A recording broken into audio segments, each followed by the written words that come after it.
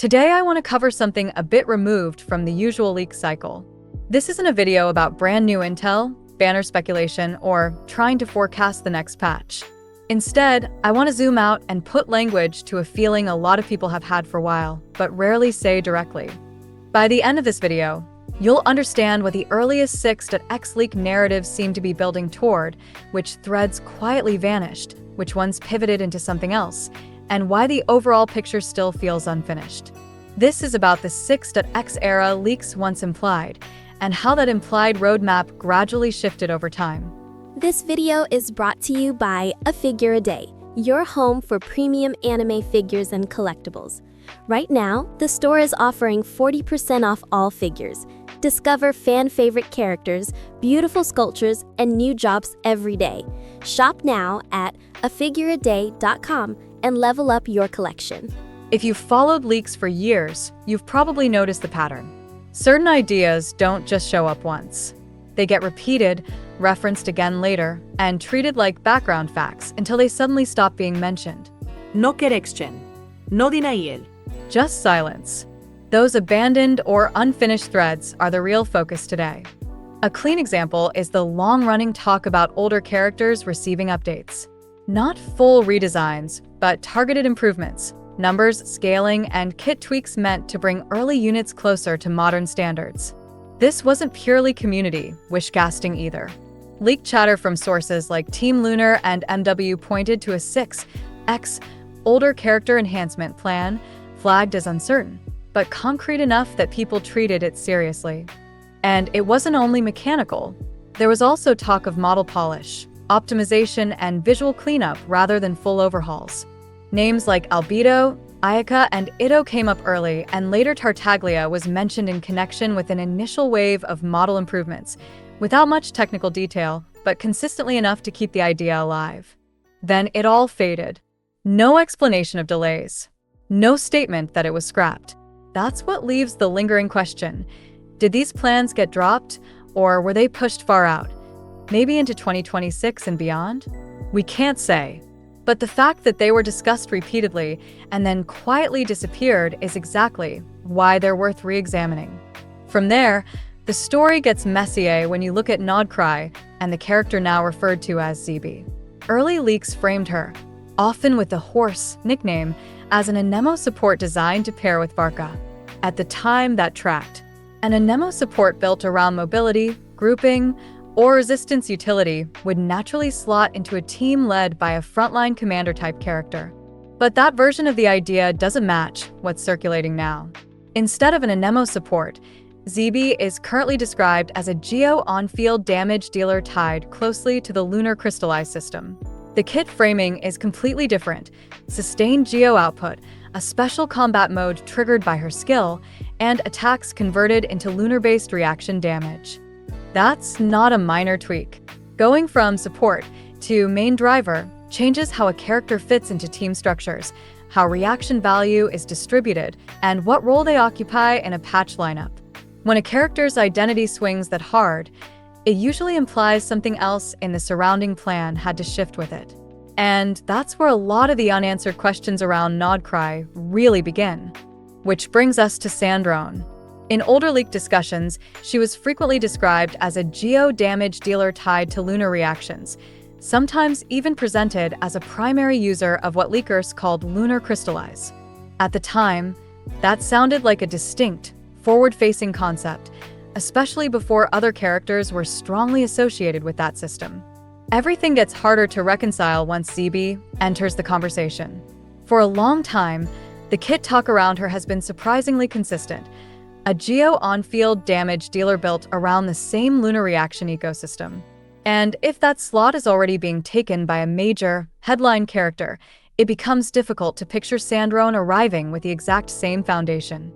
Hoyoverse usually doesn't release multiple high-profile units with near-identical gameplay identities back-to-back, especially not when a brand new reaction framework is involved. When a new system is introduced, they tend to assign it clear faces, and those faces are rarely redundant. So the more useful question isn't, was Sandrone ever connected to lunar mechanics? It's, did that plan change? Maybe Sandrone was originally positioned as an on-field lunar geo-carry, but later shifted toward an off-field role. Maybe she became more of an enabler, a debuffer, or a specialist that amplifies lunar reactions rather than driving them. Or maybe lunar reactions themselves evolved internally, changed enough that her early concept became less essential or got redistributed across other characters. Another possibility is simpler. Her early role was never locked in as firmly as it sounded, and people treated placeholder direction as final intent. The problem is that none of these explanations have a clean confirmation attached to them. There was no clear correction, no public reversal. The conversation didn't end with an update, it just went quiet. And that silence leaves the role feeling unresolved. Nicole is another example where the early narrative and the current direction don't line up neatly. Early discussions framed her as a cryo support meant to pair with Alice. That pairing made sense on paper. A dedicated support under a powerful elemental damage dealer is a familiar, proven structure in Genshin. But now that structure runs into a wall, Alice doesn't appear to be landing in 6.x at all, at least not based on the absence of reliable signals. At the same time, attention in the later Nod Cry window seems to drift towards Sandrone instead. That creates a design gap. If Nicole is built to support Alice and Alice isn't arriving, then Nicole either gets delayed or she gets repurposed. Some theories push her toward a hybrid support, damage profile, but that immediately raises the overlap problem. Genshin already has multiple hybrids that sit between buffer and sub-DPS. If Nicole enters that space without a distinct hook, she risks feeling redundant. Other speculation goes wider. Maybe she pivots toward Pyro, or ties into lunar mechanics herself, or even aligns more with Hexenzirkel identity than a strict element-first role. Again, no certainty. But what's clear is that the original clean pairing story doesn't match the current shape of what people think 6x is becoming. And when you step back and look at all of this together, a pattern starts to emerge. Early 6x leak talk implied something organized and deliberate. Older characters gradually modernized, lunar reactions introduced with clear flagship units, roles that looked cleanly separated, and synergies that were easy to map. Over time, that structure blurred. Characters shifted jobs. Some names fell out of the conversation. Others moved forward in ways that don't match the earlier framing. That doesn't automatically mean the leaks were fake. A more realistic explanation is that the game's internal plan moved. Development isn't static. Kits get tested. Systems don't feel right in practice. Problems show up in actual combat flow that don't appear on paper. When that happens, priorities change, and those changes rarely come with a neat public explanation. That's why these unfinished leak threads are interesting. They aren't promises. They aren't guarantees.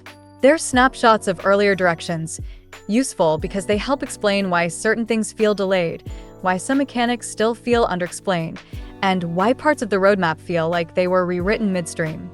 So, I want to hear your read on it. Do you think the older character update plan still exists, just pushed much further out? Do you think Sandrone's role was actively redirected, or was it never truly settled in the first place?